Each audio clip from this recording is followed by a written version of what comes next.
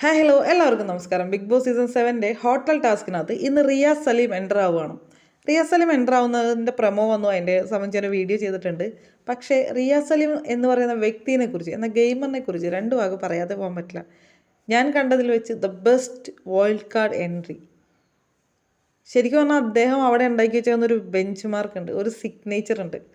അത് ബ്രേക്ക് ചെയ്താൽ മാത്രമാണ് ഇനി വരുന്ന സീസണിലായാലും the best wild card entry എന്ന് പറഞ്ഞ ലെവലിലോട്ട് അവർ എത്തത്തുള്ളൂ.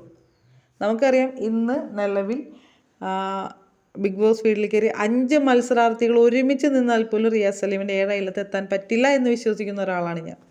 അതെന്തുകൊണ്ടെന്ന് വെച്ചിട്ടുണ്ടെങ്കിൽ നമുക്കറിയാം, സീസൺ 4 റിയാസും അതുപോലെ തന്നെ വിജയ് മാധവ് എന്ന് പറഞ്ഞിട്ടുള്ള ഒരാളും കൂടി എൻ്റർ ആവുന്നത് സീക്രട്ട് റൂമിൽ ഇരുന്നിട്ടാണ്. അവർ സംസാരിക്കുന്ന സംസാരം പക്ഷേ ഇവിടെ നമ്മുടെ ഹൗസ് മേറ്റ്സിന് കേൾക്കാനും പറ്റും. ഇവർക്ക് അവരെ കാണാൻ പറ്റില്ല, പക്ഷേ ഹൗസ് മേറ്റ്സിന് കേൾക്കാൻ പറ്റും.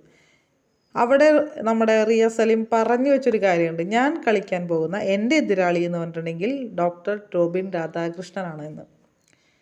അന്നേരം നമുക്കറിയാം, റിയാസ് സലീം പുറത്തുനിന്നല്ലേ ഈ ഷോയിലേക്ക് പോകണ.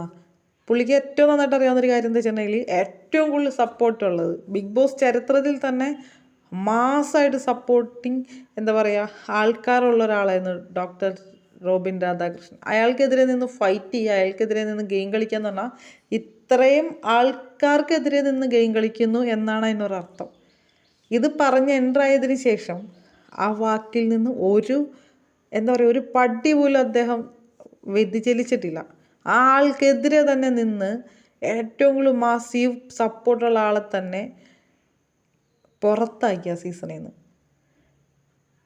നമുക്കറിയാം, ഫിസിക്കൽ അസോൾട്ട് എന്ന് പറഞ്ഞ ഒരൊറ്റ പേരിലാണ് ഡോക്ടർ റോബിൻ രാധാകൃഷ്ണൻ പുറത്തു പോയത്. പക്ഷെ അതൊരു ലുക്ക് ഫോളായിരുന്നു. ആ സമയത്ത് ഇത്രത്തോളം എന്താ പറയുക ചെറിയൊരു കാര്യങ്ങൾ പോലും ഫിസിക്കൽ അസോൾട്ടിൻ്റെ പരിധിയിൽ പെടുന്ന കാര്യങ്ങളായിരുന്നു. ഇന്ന് അത്ര ഇല്ല.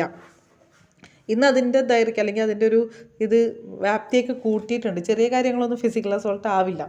പക്ഷെ ആ സമയം റിയാസ് സലീം എന്ന് പറയുന്ന ഗെയിമർ ആ ഒരു സാധനം യൂട്ടിലൈസ് ചെയ്തു.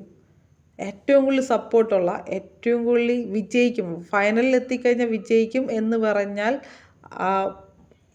ചരിത്രത്തിൽ തന്നെ പേര് രേഖപ്പെടുത്തിയാണ് ഡോക്ടർ റോബിൻ രാധാകൃഷ്ണൻ്റെ. ആ ലെവലിലുള്ള ഒരാളെ ഔട്ടാക്കി എന്ന് മാത്രമല്ല ഫൈനൽ 3rd എത്തുകയും ചെയ്തു. അത് ചെറിയൊരു കാര്യമല്ല. ഇത് മാത്രമാണോ ഈ നമ്മുടെ റിയാസ് സലീം അവിടെ കാണിച്ചിട്ടുള്ളത്?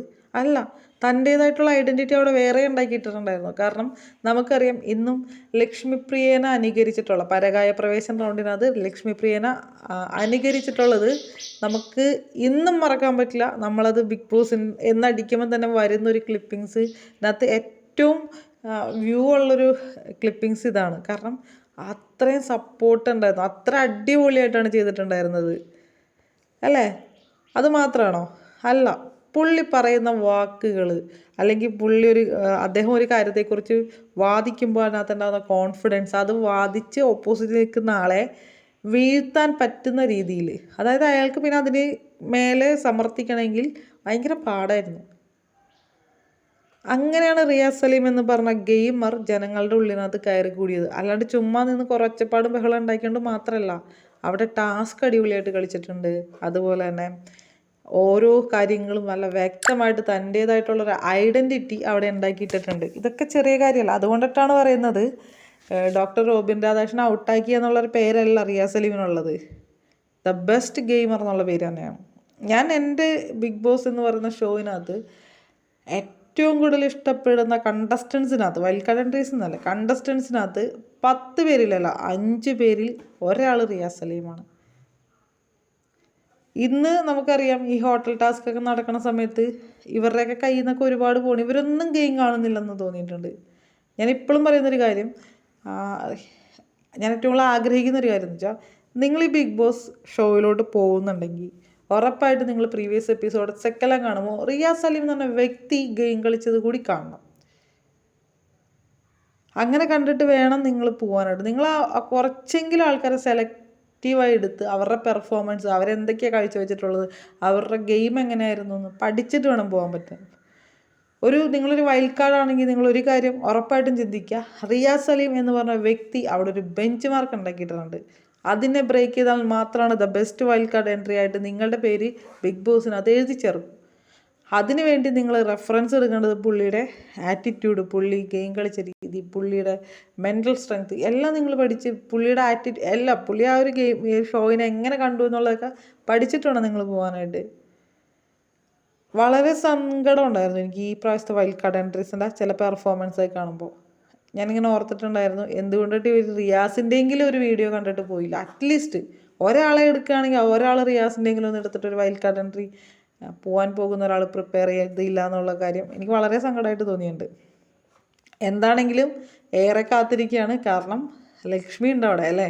റിയാസിൻ്റെ ഓപ്പോസിറ്റാണ് ലക്ഷ്മി നിൽക്കുന്നത്, ലക്ഷ്മിയുടെ ഓപ്പോസിറ്റാണ് റിയാസ് നിൽക്കുന്നത്. നമുക്കറിയാം ഇന്ന് ആ വീട്ടിൽ എന്തൊക്കെ നടക്കുമെന്ന്. അപ്പോൾ കൂടുതൽ വിശേഷങ്ങളായിട്ട് വീണ്ടും കാണാം. പിന്നെ എൻ്റെ ഈ വീഡിയോ നിങ്ങൾക്ക് ഇഷ്ടപ്പെട്ടാൽ ലൈക്ക് ചെയ്യുക, കമൻറ്റ് ചെയ്യുക. കുറച്ച് നിങ്ങൾക്ക് എന്തെങ്കിലും പറയാനുണ്ടെങ്കിൽ കമൻറ്റിലൂടെയൊക്കെ ഒന്ന് രേഖപ്പെടുത്താം കേട്ടോ. സബ്സ്ക്രൈബ് ചെയ്യണമാരും മറക്കാതിരിക്കുക. Thank you for watching me. കൂടുതൽ വിശേഷങ്ങളായിട്ട് വീണ്ടും കാണാം. ബൈ.